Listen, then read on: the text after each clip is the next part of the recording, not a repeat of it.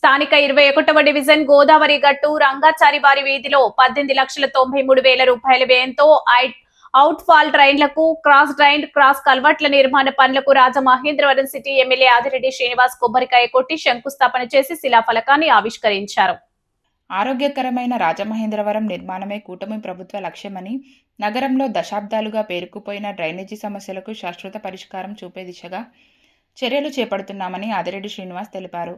ఈ సందర్భంగా ఆయన మాట్లాడుతూ ఎన్నికల సమయంలో ఇచ్చిన ఆరోగ్యకరమైన రాజమహేంద్రవరం హామీకి అనుగుణంగా గత 2 సంవత్సరాలుగా నగర డ్రైనేజీ వ్యవస్థను ప్రక్షాళన చేస్తున్నామని తెలిపారు.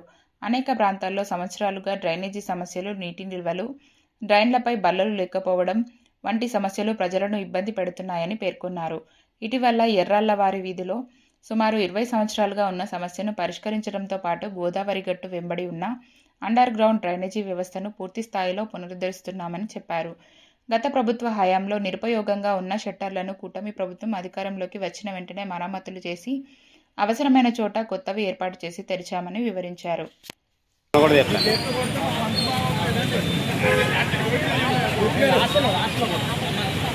రాజమహేంద్రవరంలోని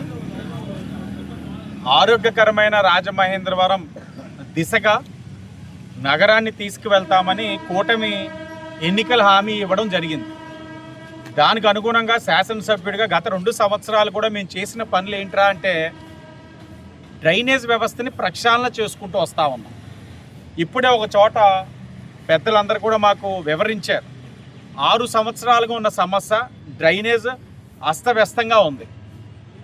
మరొక సమస్య కలవట్లు లేక నీరంతా కూడా పొంగి ఈ వీధుల మీదే పారుతూ ఉంది.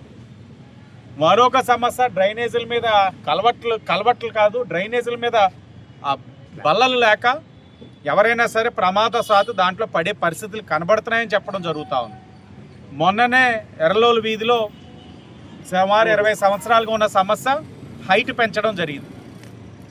అలాగే ఇవన్నీ కూడా గోదావరి గట్టు మీదుగా ఉన్న అండర్ గ్రౌండ్ డ్రైనేజ్ సిస్టమ్ ఏదైతే ఉందో వాటిలోకి వెళ్ళడానికి వెంట్లు ఏదైతే ఉన్నో వెంట్లు కూడా పెద్దవి చేస్తూ ఉన్నాం.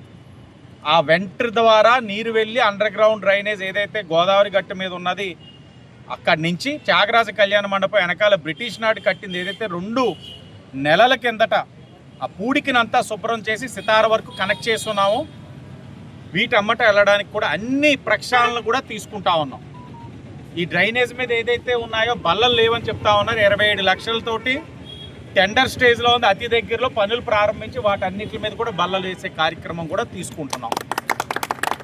ఇవన్నీ ఎందుకు చెప్తున్నాం అంటే ఒకదానికి ఒకటి ఇంటర్ కనెక్ట్ చేసుకుంటూ వెళ్తా ఉన్నాం.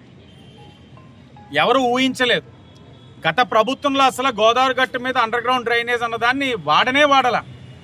అక్కడున్న షట్టర్స్ అన్నీ బిగిసిపోతే కూటమి అధికారంలోకి వచ్చిన వెంటనే షట్టర్లు రిపేర్లు చేసి కొత్త వేయించి ఓపెన్ చేసాం.